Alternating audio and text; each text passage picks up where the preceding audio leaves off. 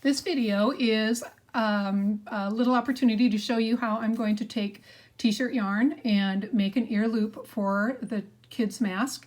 First of all, it's important to note that this t-shirt yarn is not cut continuously. It is cut from the neck to the hem, and it is cut at 0.75 inch or 3/4. You can see that here, between 4 and 5, right here. If I flatten it out, it's pretty much right there on the 0.75 inch, okay? And I don't know what size t-shirt this was, but we really don't even need 12 inches. However, I am going to cut this, let you see a little bit more maybe in the viewfinder.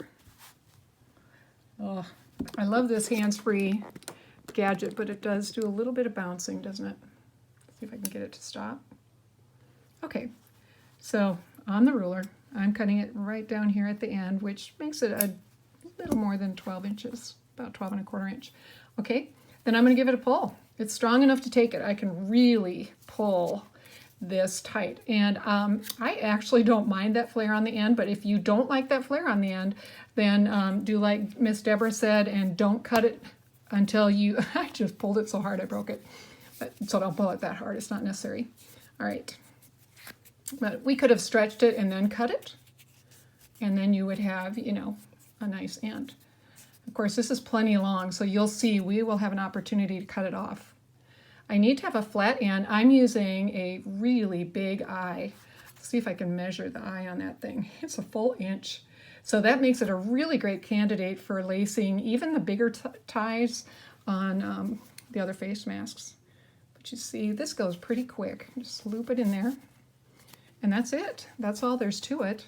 And then for sending it out, I'm just going to recommend that you take and just do like this so that the tie doesn't get lost, but so that the parent can fit this loop to the child's face. And then once they're done fitting it, they're going to cut the extra off. They will make a dead knot, which is what this is, won't come apart, and then just cut these off, you know, somewhere over in here. But for our purposes, I just want you to do that and then leave them laying there. And the one I broke is going to be plenty long enough for the other side, so I'll go ahead and run it through. This is a great task for, you know, when you need to get outside and get some of that vitamin D. Do your whole pile and then take them outside and sit in a comfy chair, soak up some sunshine. Hopefully the weather will cooperate with you. Of course, that was my plan for today. And what do we have? Totally overcast skies, naturally. Anyway, so this one, I guess it's make a dead knot and kind of work it down to the end. Instead of letting it fall up there, I'll just push it. All right. This one doesn't have as much opportunity, so this one might actually be in place.